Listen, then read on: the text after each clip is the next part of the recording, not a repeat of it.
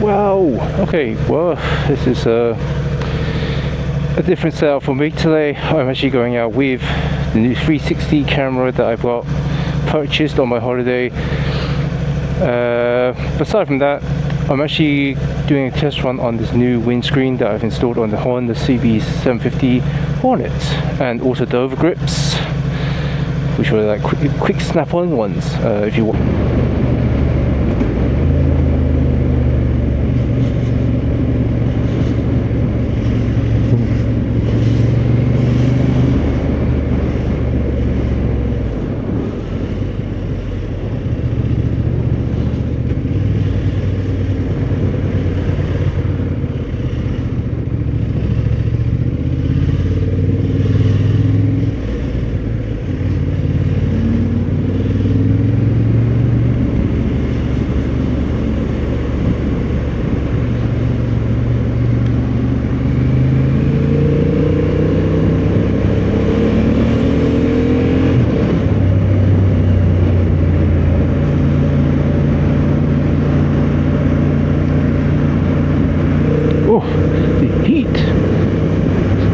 Oh shit.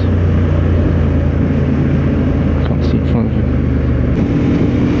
Yeah, for 50 miles, and the wind is well, the wind isn't blasting me in the face as bad or in the chest, so I reckon this windscreen is doing a decent job as opposed to my old windscreen, which says bug shield, and that did nothing, you know, for me.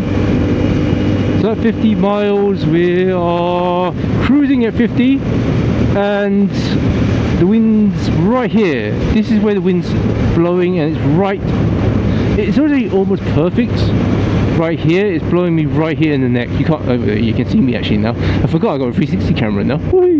But yeah, the wind's actually hitting me right here in the neck, which means that eliminates all the wind from my chest. That is brilliant.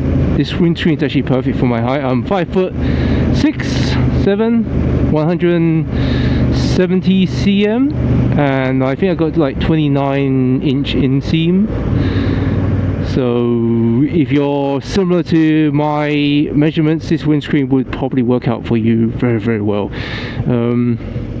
But yeah, I'm so glad I picked it up. I didn't get it on vacation. Actually, I purchased it when I was doing some shopping on AliExpress, and it came at a decent price as opposed to all the other leading brands, you know, like Puke or Givy or any other company that's making one of those windscreens that want to take one of your arms, and eventually one day they may take a liver. But yeah, it's way too much. When I see those other brands, I'm like, I know I'm paying for its craftsmanship and stuff like that, but to get a decently, I don't know, a quarter of the price, I'm you know, I'm more than happy to pay that. But yeah, wow. Anyways, I am gonna cut back into something else in a second. However, I got to comment that this windscreen does very, very well. Yeah, I can feel it right here on my neck. It is great. It is great. Can't believe how well this windscreen works. I'm cruising at 50, and it's not too bad. I mean, I could imagine how it would feel at 60 or 70. I haven't done motorway speed checks. I'm obviously not trying to break the law here. You know, I like to keep riding, and oh wow, that smell! Yeah, it's a good run. The screen itself does shake a bit. It wobbles a little bit, but it's expected. I've had a similar problem when, you know, the taller the screen, the more wobbly it's going to get, and it doesn't really take away the protection in any sense. I'm going to try to filter to the front here if I can get past everyone. Okay, sneak past. Oh, sneak past. This fan driver is way too close, but yeah. Thank you very much. Thank you very much. And we're going to go to the front. Right to the front here. Awesome.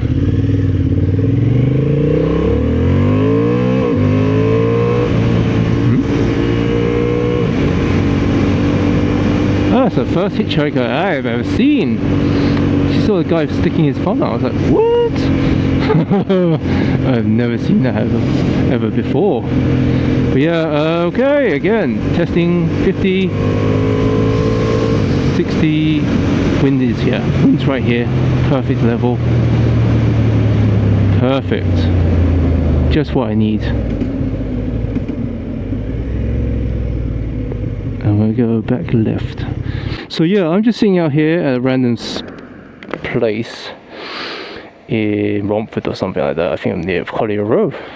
And also there was these two additional bits on here, the grips. These grips are like over grips, super quick to install and super cheap as well. I bought Oxford ones before and I tried it, and the Oxford ones were too big. They were too big for me to handle, shall we say. And yeah, when I was gripping the bars, twisting the throttle, everything, it's just like, oh no, it's just too big. I found these when I was doing some shopping when I was in China, and I watched the videos on them. It was just basically amazing how I saw it. They just sort of basically pull a strand out, and you see in the moment I'll show you in the clip I may have obtained of me installing these overgrips, which take about possibly 20 seconds, and they stay in place. And it's really easy. All you have to do, if you don't like them, you can just cut them off. And so, but I've been loving them for my past 20-minute ride, which I didn't record, as I was saying. Aside from that, the reason I got them was because the stock grips on this bike are too thin. I could feel a bit of vibration coming through the handlebars into my hands. So these are actually perfect. They're slightly thicker, just a tiny bit, about, if you can see, about that much thicker. Probably 0.2, not so 0.2, 2 millimeters, something like that, 2-3 millimeters, and they're perfect. They sit right there, and they don't stop the throttle. When I turn the throttle, it's not blocking it. I did do a test before I rode off. But anyways, as I was saying earlier about the grips on this bike now, the new snap-on grips that I picked up when I was on holiday, they are brilliant. They take away a lot of the vibrations, and I don't lose much dexterity in my controls. So big up bonus on that part. And they're dirt cheap as well.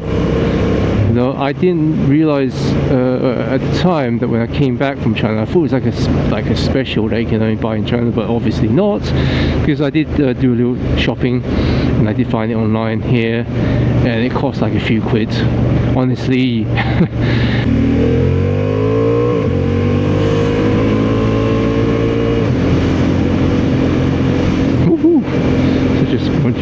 Against winds, because when I had the old bug shield on this bike, it was hitting me here in the chest, and that was it is typical of a naked bike. You get hit here in the chest. But if you can divert the wind not above your helmet, but just under here, right at your neck area, that actually offers a lot more comfort, in my opinion, because I can't really even feel the wind. And just wear a like a scarf or neck something, yeah, neck scarf or something like that, to help again with the winds. Because if you don't wear one, it's just your bare skin, then it might be uncomfortable. So I do recommend wearing a piece of cloth there. My snood is quite long, so it actually covers that area, and I do actually have a neck scarf thing that I can also put on in addition to that. But yeah, so it's also really good to have. But yeah, this windscreen is ace. I would say I give it a 9 out of 10, because the only thing I'll say that I don't like about it is it wobbles a lot. You know, that is pretty normal, I think, in most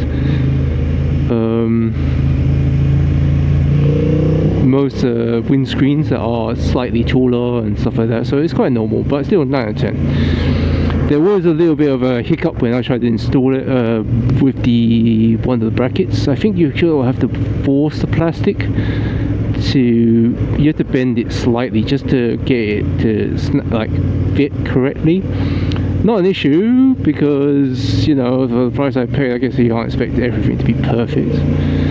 But anyways, yeah, so 9 out of 10 for the windscreen. But yeah, overall I'm pretty happy with what it does. It does the job of wind protection. 10 out of 10 of wind protection. Design, probably 9 out of 10. Installation, 8 out of 10. So back home, and this is what the windscreen looks like at the front of the bike. If you are interested, if you stayed this long, this is what this windscreen looks like on the front of the bike. And yeah, I think it makes it look very, very dashing. Get a closer look. There we go. That's how it looks from the front. Like that. It's semi-transparent, so it's not completely blacked out.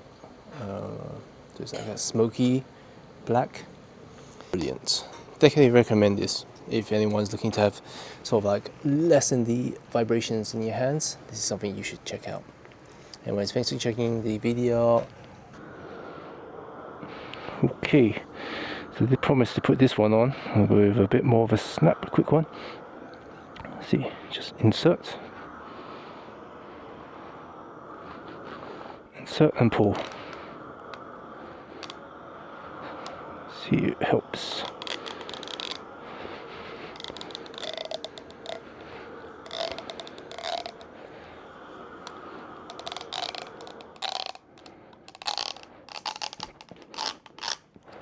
Oh.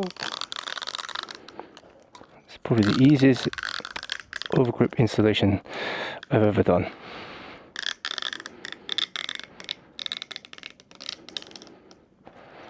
May have to cut the ends. Nope. Sits snug. Wow. There we go. Clean.